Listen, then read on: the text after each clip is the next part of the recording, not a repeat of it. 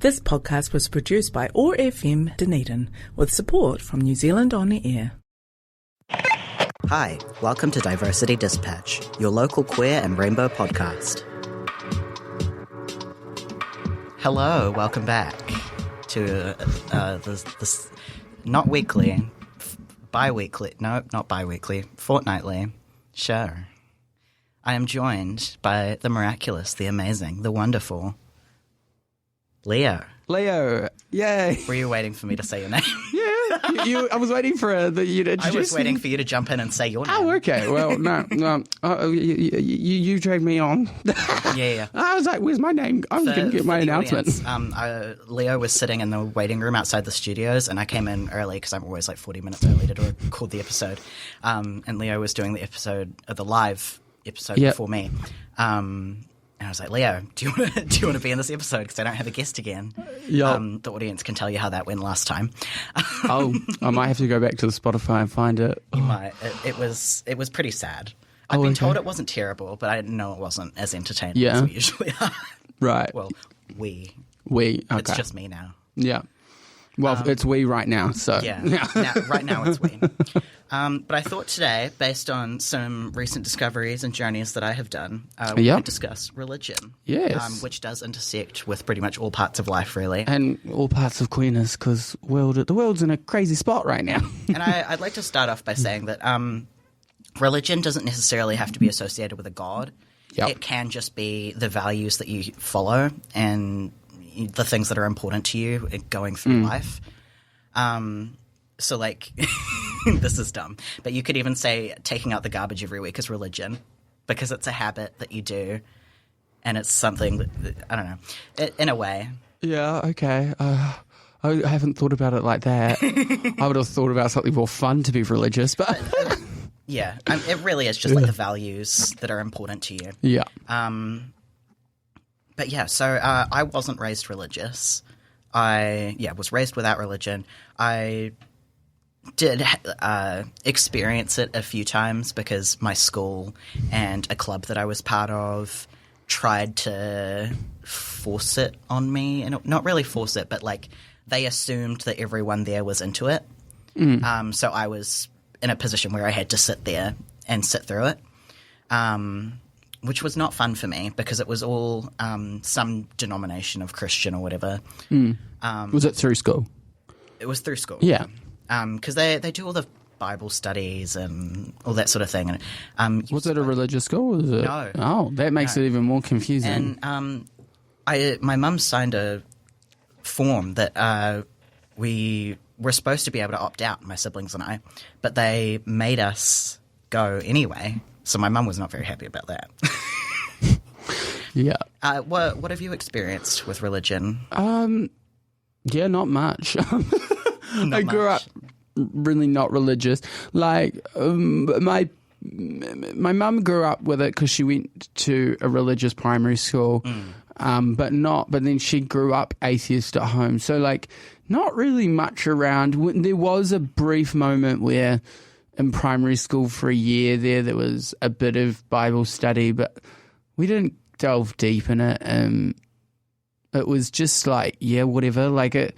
And then I don't think it lasts very long because a few too many parents complained about it. But it didn't last for that long.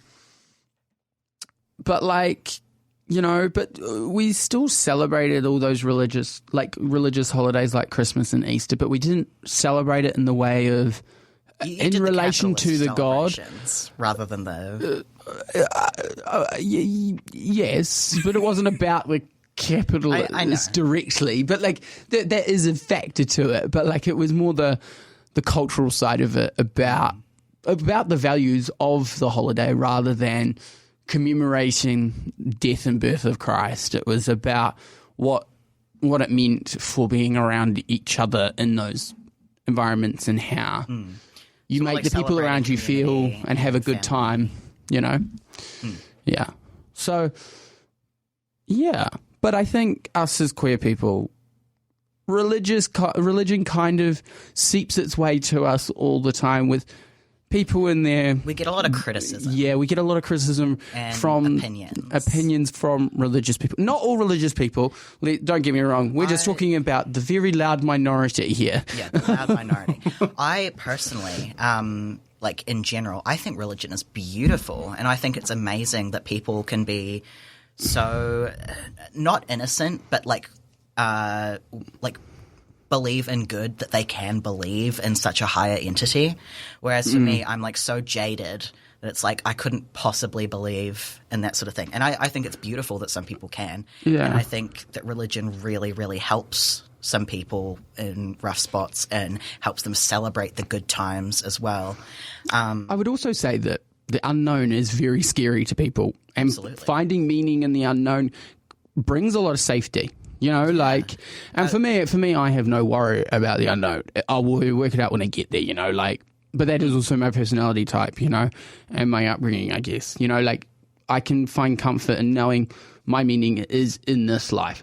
And that's okay that someone else down the road finds that meaning within their life, being here and in the current time and beyond.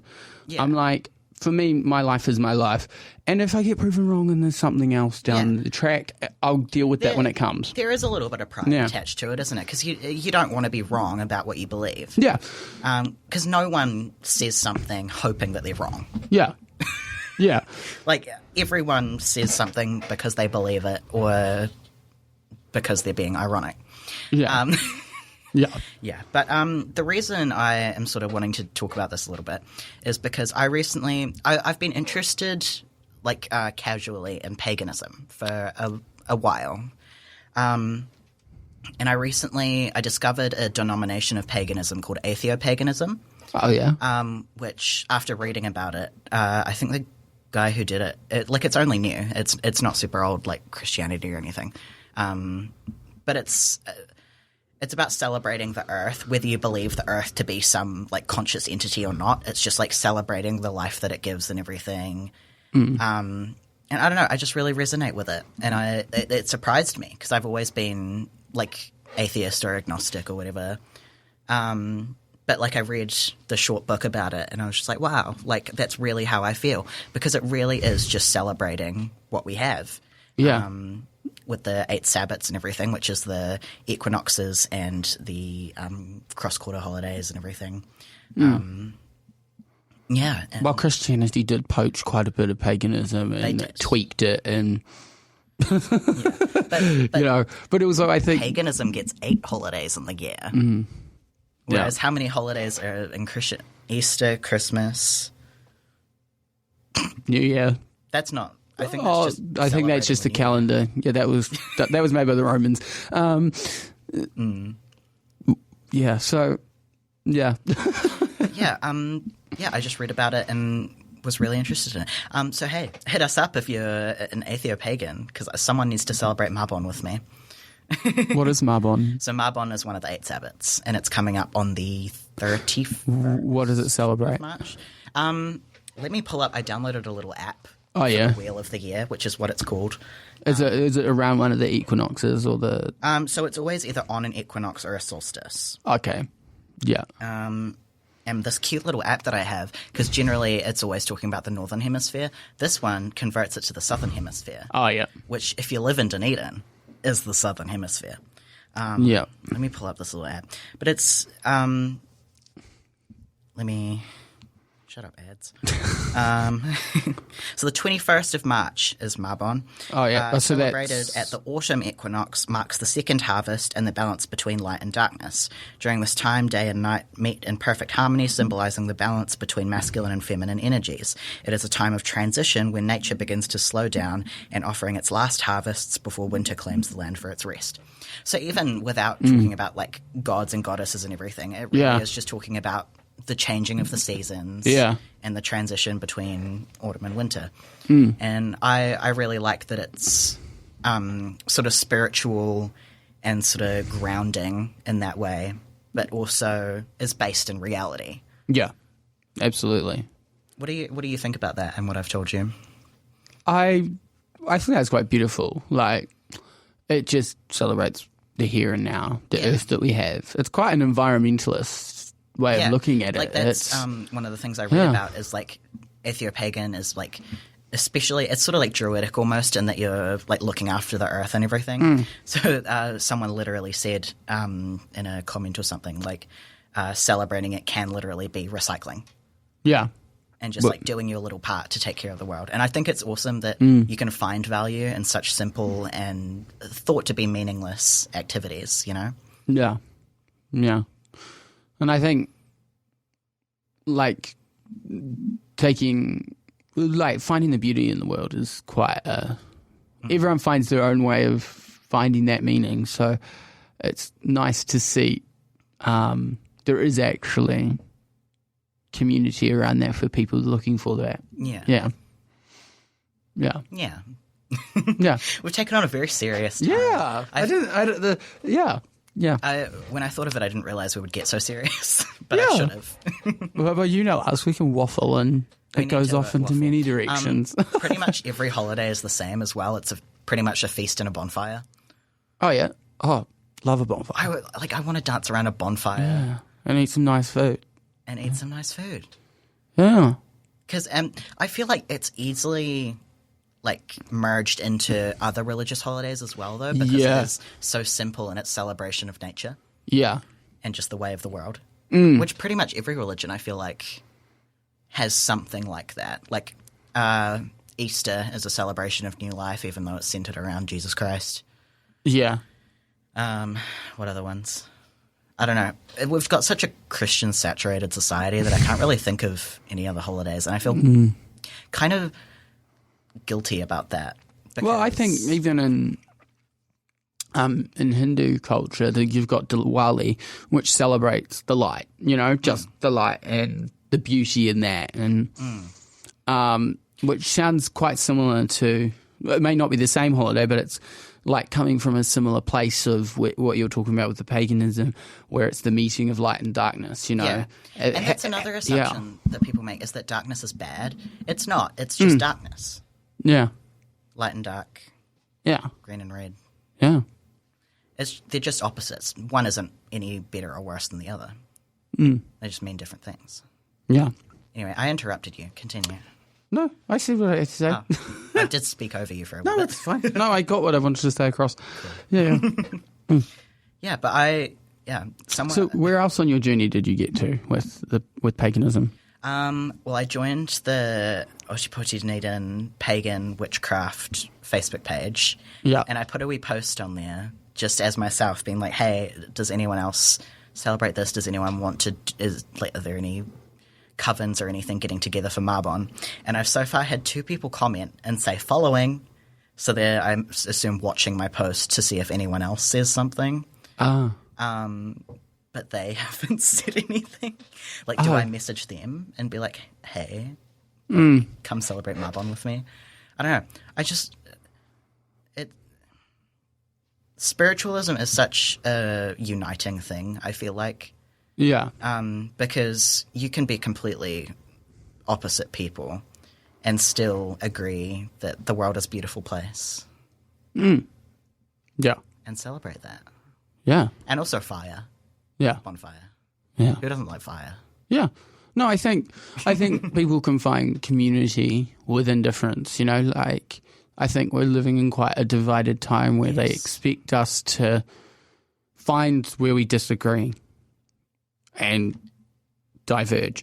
There are particular places where there's no-goes, but for the most part, a lot of people are at war over small things where you're like, actually... Like, if you can just accept that you have different opinions... Yeah. And it's like, okay, I'll do me and you do you. Like, I would say that I would add on to the I do you do you bit, because I feel like that's not actually addressing the issue. You can debate it too, Yeah, you can have a discussion. You can be okay with having the different opinions and have the curiosity to find where each are coming from, but still find the commonality. Yeah. I feel like a good debate is always when you go into it with respect for each other. With respect and with the goal to learn. Yeah. Even if you're not trying to change the other person's opinion or change your opinion, just learning more about the other side of the argument.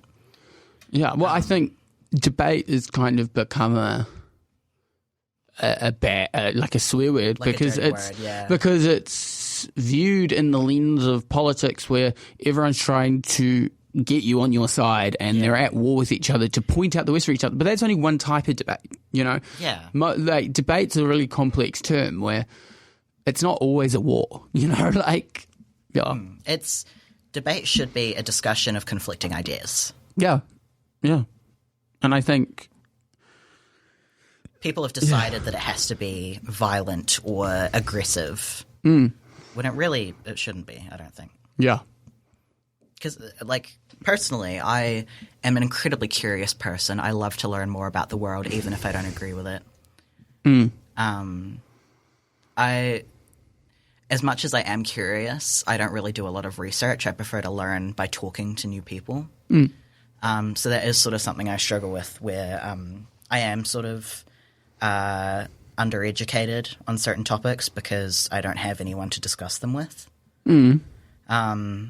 Yeah. Yeah. Do you not often find the urge to go and research at times, or where does that sit for you? How do you mean?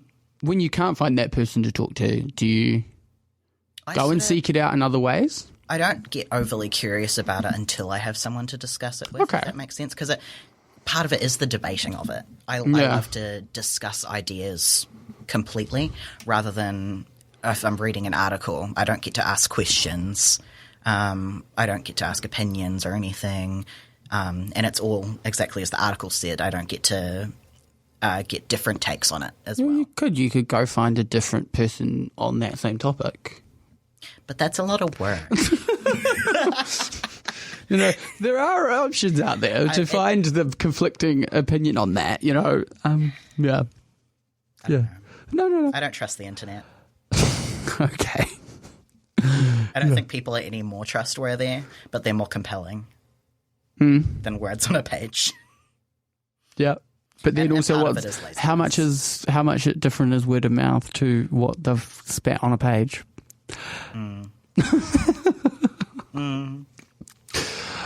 We've gone super philosophical here. Yeah. I almost studied philosophy. Yeah. And then they rejected me from Otago Uni. They said, no, you can't study that. How come? Did you would have got UE, right? No, I didn't get UE. Then that's why. Wait, you didn't get UE and then you still applied for uni? That I find that funny. Because there's I forget what it's called, alternate entry or something. So I think you have to be 21 to get alternate entry. No, that's a different thing. Oh, that's a different thing? What's that one? I forget what it's called. Oh. But that was my backup plan. If I didn't get in, I would wait until I was 20. Yeah.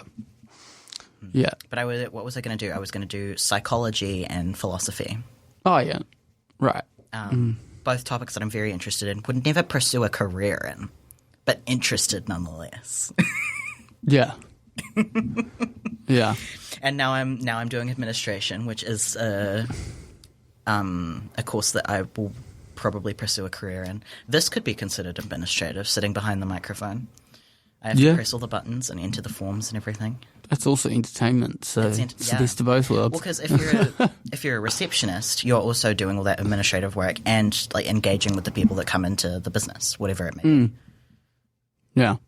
Which I thought it was appealing to me because one of the things I'm currently in the hospo industry. One of the things I enjoy about it is getting to talk to all these different people, and again have these philosophical conversations. Yeah, I think any public customer facing role, you get that.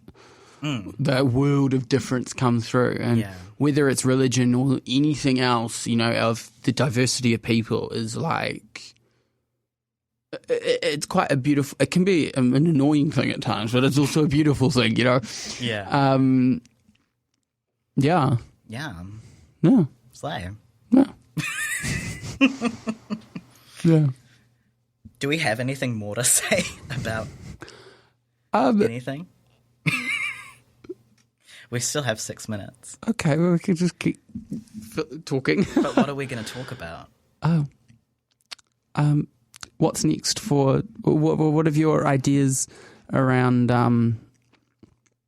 Any thoughts around the recent developments around Destiny's Church? That's right. You wanted to. Yeah. Where do you want to start with that?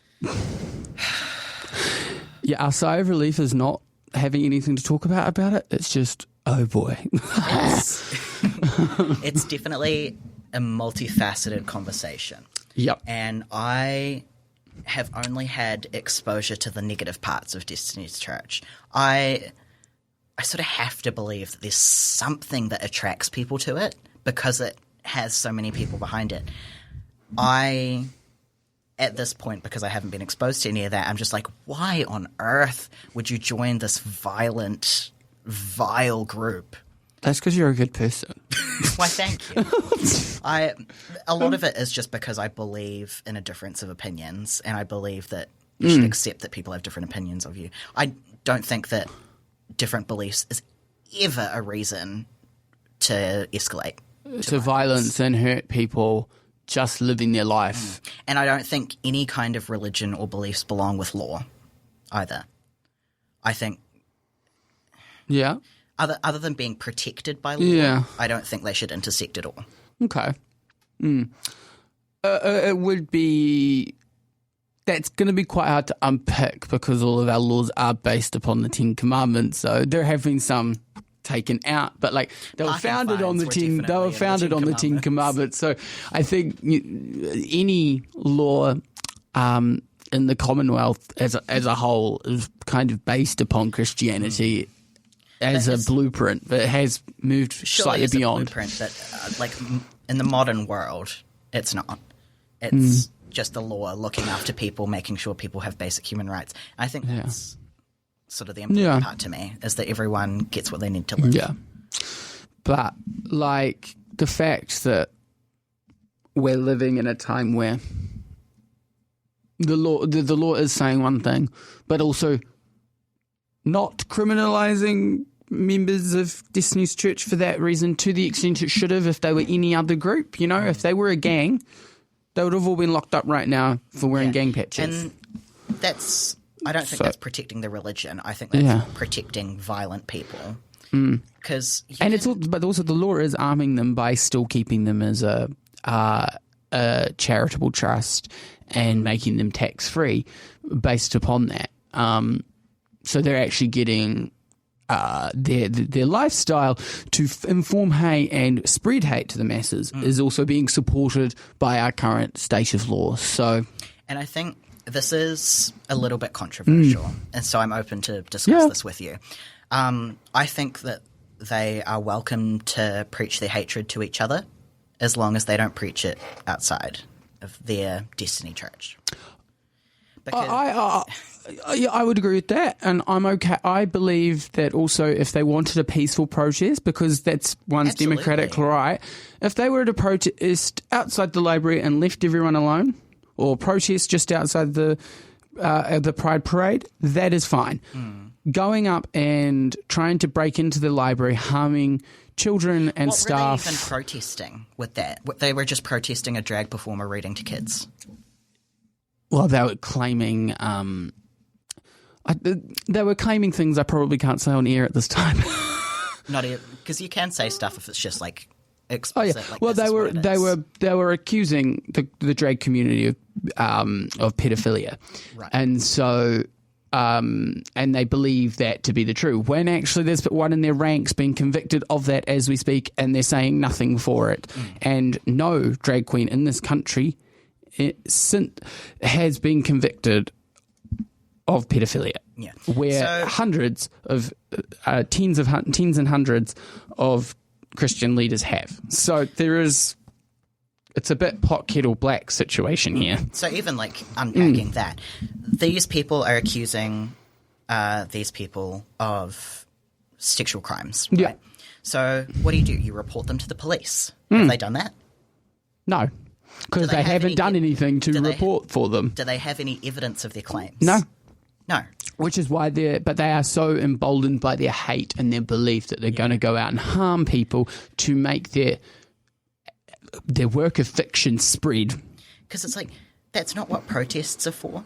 No. Protests don't get people convicted of crimes. No. Yeah. That's not how it works. Yeah. Yeah.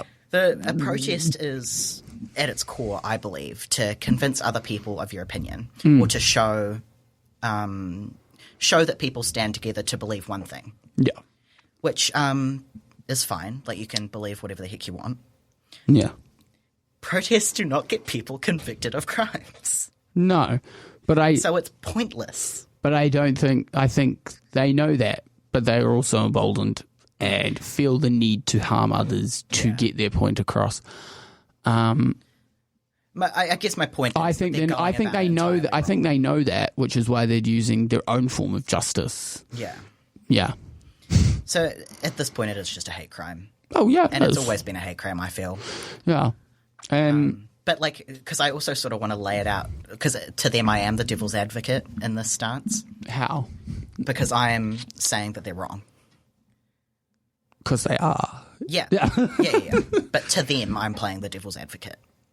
So I just want to sort of, like, hash it out in indisputable terms. Yeah. Like, if you believe that someone has committed a crime, then pursue the proper processes. Don't go and beat people up. Mm-hmm. Like, it's laughably stupid. Yeah.